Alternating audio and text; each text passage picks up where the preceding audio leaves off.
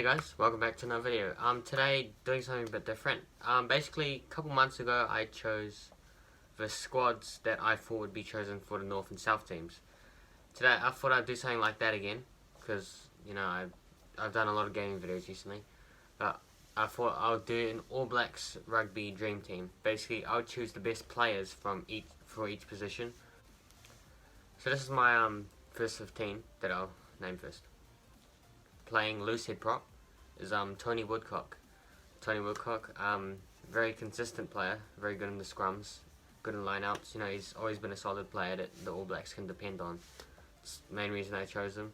He's always been probably the number one position for a while, and you know he scored that famous try against France, the only try in that World Cup actually, in that final for the All Blacks. But yeah, he's a good player, and that's why I've chosen. Coming in at number 2, probably be co-captain for this team, is Sean Fitzpatrick. Very good hooker for the All Blacks, and he played a lot of games and was captain for most of them. He's always been a solid player, and he just works really hard and plays really well. You know, he's got that experience that some of that players need in order to be part of the All Blacks, and that's one reason I chose him. Coming at number 3, Owen Franks. Now, Owen Franks didn't get chosen for the last World Cup, probably because, you know, they wanted the younger players at this time, but when he was in his youth, he was actually very solid. He's very good at scrums. You know, you didn't really see the All Blacks lose too many scrums with him on the field. You know, he's a very solid player. He works consistently. I think he focuses most on his job of what the props need to do, which is very good. Coming in at number 4 is Brodie Retallick. Now, there's no doubt that Brodie had to be in the squad. I mean, he's a very good player. He shines in pretty much everything. He's probably one of the most powerful players in the All Blacks. And you know, his work rate's phenomenal. He's very good at the game, and you know, he definitely is one of the best locks ever in the All Blacks. Coming in at number 5 is Colin Meads, the Pine Tree. He was a very good player for the All Blacks, and you know, I can't remember, was it the 60s he played, or was it 60s or 70s, I think? Could have been early, I don't even remember. But I know he's a very solid player, and he worked really hard, and you know, he was one of the tallest players. I mean, he is a lock, but yeah, I think he's definitely worthy of being in the top team, and he definitely is a very good lock. Coming in at number 6, and I actually had to decide whether or not I'd put him at 6 or 8 because he can play both.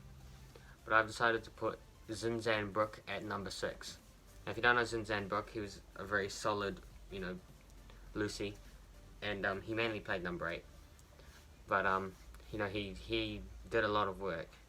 He's just a very solid player, and you know, he's actually one of the only forwards ever that could kick. You know, I'll just show a clip right now. He took like a drop kick from like the 50 meter, I think, and you don't see a loosey ever do that. But yeah, he's a very good player, and that's why I've chosen. Coming at number 7 and captaining this side is Richie McCaw. Obviously had to be one of probably the greatest New Zealand, probably even the greatest rugby player of all time, no doubt. I mean, his work rate is phenomenal. He legit works harder than everyone else, and he captains his side from both experience and leadership. You know, you see on the field that he talks to his players, but then he also leads by example. He controls the game, and he just does so much. And he led the All Blacks to 2 World Cups, which no one else has ever done, I'm pretty sure. Yeah, they've won 2 World Cups with him as captains here. But yeah, he's a very good player, and that's why I've chosen him at 7 and to captain the side. Now, number 8, who's the one I was kind of switching up with Zinzan Brooke, Kieran Reid. Now, another person who's captained the All Blacks quite recently, captained them for the 2019 World Cup, so they finished 3rd. And he's a very good player. Just like Richie, he leads by leadership, and you know, he's a role model, and he leads by example. That's why I reckon he would definitely be in this team. Because you know, he's very powerful. His work rate's very high, and his attacking and defense game is very good.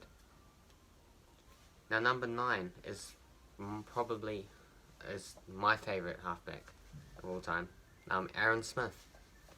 Now, Aaron Smith, as you know, he's just shines in everywhere. He's probably he's the most capped halfback I think ever. I think he's been playing since like 2012, and he's been #1 that whole time. And his passing is probably the best part of his game. It's just fast and accurate, and I don't think you've ever seen a pass that could be that fast. His defense is very good as well. You see him always dive to make tackles. You never see him like give up. He always chases to the end, and his running game is very strong. He led the Highlanders this year by example. After Ben Smith leaving, he had to take on the role of leader, and he's done that very well. But we've always seen him play consistently well every year, and he's made 2 World Cups, and he's definitely the top halfback ever for the All Blacks, perhaps ever in the world. Coming in at number 10, who would be the kicker for the squad, is Dan Carter. Now, Dan Carter's been solid ever since when he started. I think it was 04 or 05, might have been 05. And his kicking game's really good. He's got so much points for the All Blacks. It's actually ridiculous. But yeah, he definitely would be number 10, and he's, other than his kicking game, his attack's very good, and his defense, he's very experienced, and it's quite gutting the Blues didn't let him play this year, but he's very good, and that's why I chose him at 10. Coming in at number 11 is the one and only John Alomu. I mean, it had to be John Alomu. I mean, he's just absolutely unstoppable, and he definitely was the greatest All Black to ever wear the 11 jersey. He's been #1 at his position, and I don't think anyone's going to be like how he played, because he was just unstoppable and could not be stopped. That's why he's in the 11. Now, number 12. Now, this one was quite interesting, and I will give an honourable mention about this. Frank Bunce was actually very close to being part of the midfield, but him and the centre I chose, unfortunately both of them did not play second 5. If one of them played second 5 at times, I would have partnered them up together, but unfortunately Frank Bunce did not play second 5, so I have not included him in the squad. But he was an honourable mention. He's a very good player. But number 12 is Ma Nonu.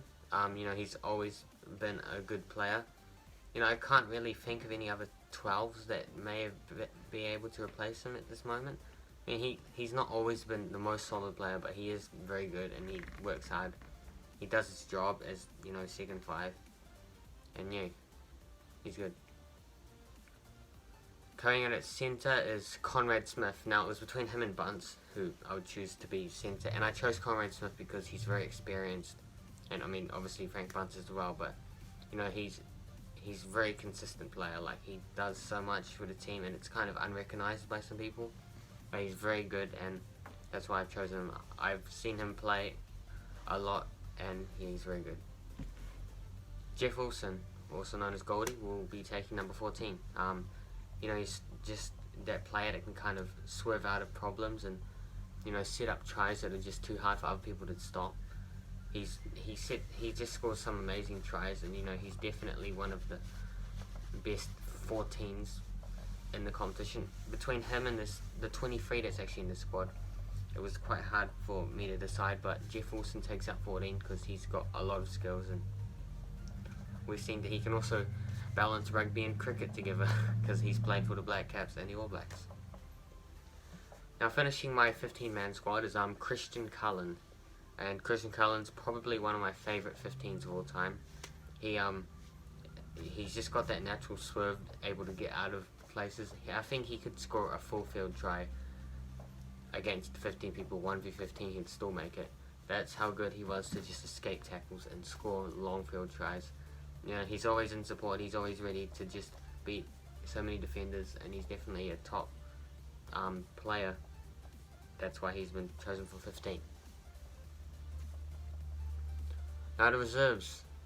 Now you know how normally there's 2 props that are included? I couldn't really think of another prop at this moment, but I had an idea. If you guys have any that you want to offer for this team, please leave in the comments below. But this was my reserves: Kevin Mialamu at 16, Nipo Lalala at 17, Michael Jones at 18, which was supposed to be where the props are, but I couldn't think of it, and also I thought of, I couldn't really leave Michael Jones out of the squad. He's a very good player.